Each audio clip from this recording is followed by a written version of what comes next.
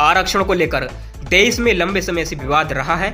विवाद इस बात को लेकर भी है कि जो लोग आरक्षण की श्रेणी में आते हैं लेकिन अब वे सामाजिक और आर्थिक रूप से सशक्त हो चुके हैं, तो क्या ऐसे में उन्हें आरक्षण के लाभ से वंचित कर दिया जाना चाहिए। अन्य पिछड़ा वर्ग के आरक्षण में इस तरह की व्यवस्था पहले से ही है कि जो परिवार क्रीमी लेयर के दायरे में आते हैं उन्हें आरक्षण का लाभ नहीं मिलेगा। अब यही मांग अनुसूचित जाति और अनुसूचित जनजाति के आरक्षण में भी उठने लगी है। इसी मांग को लेकर भाजपा नेता और वरिष्ठ वकील अश्वनी उपाध्याय ने सुप्रीम कोर्ट में एक जनहित याचिका दायर की है, जिस पर अदालत ने सुनवाई करते हुए आज केंद्र सरकार और सभी राज्य सरकारों को नोटिस जारी किया है। इस याचिका में SC/ST आरक्षण में क्रीमी लेयर की व्यवस्था को लागू करने की मांग की गई है, ताकि आरक्षण का लाभ उस वर्ग के सभी जरूरतमंदों तक पहुंच सके। याचिकाकर्ता ने कहा कि मौजूदा नीति से संपन्न SC/ST वर्ग को लाभ हो रहा है, जबकि गरीब परिवार वंचित रह जाते हैं। याचिकाकर्ता वकील अश्वनी उपाध्याय का तर्क है कि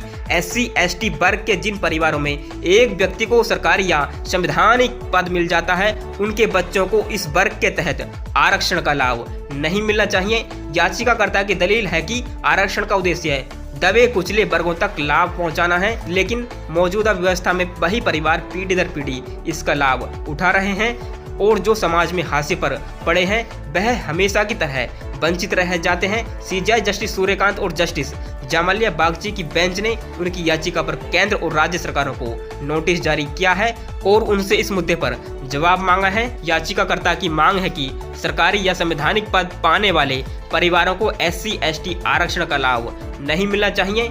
अश्वनी उपाध्याय ने अपनी अर्जी के समर्थन में दलील देते हुए कहा कि आरक्षण मात्र 10 वर्ष के लिए आया था और वास्तव में जो गरीब हैं, जो पीड़ित हैं, शोषित हैं, समाज में हाशिए पर पड़े हैं, झुग्गी झोंपड़ियों में रहते हैं या आदिवासी हैं, उनके उत्थान के लिए इसकी व्यवस्था की गई थी। उन्होंने कहा कि ये आरक्षण करोड़पतियों या बंगलों में रहने वाले लोगों के लिए कभी नहीं आया था। उन्होंने कहा कि अगर आप संविधान सभा की डिबेट देखें तो इसका आशय समझ में आ जाएगा। उन्होंने इस बात की ओर गंभीर सवाल उठाया कि एक व्यक्ति पहले SC/ST के आरक्षण का लाभ लेकर पहले IAS बनता है, नौकरी करता है, फिर इस्तीफा देकर SC/ST के लिए सुरक्षित सीट से MP MLA बनता है और मंत्री भी बन रहा है। उन्होंने कहा कि जो लोग कई टर्म विधायक या सांसद रहे हैं या मंत्री रहे हैं या राष्ट्रपति रहे हैं, उनके बच्चे भी इस आरक्षण का लाभ उठा रहे हैं। इतना ही नहीं, वरिष्ठ IAS अफसर, मुख्य सचिव या विभागों के सचिव के बच्चे भी इस आरक्षण का लाभ उठा रहे हैं, जबकि वास्तविकता यह है कि वे सभी आर्थिक रूप से काफी सक्षम और सशक्त हैं और उन्हें अब इसका लाभ उठाना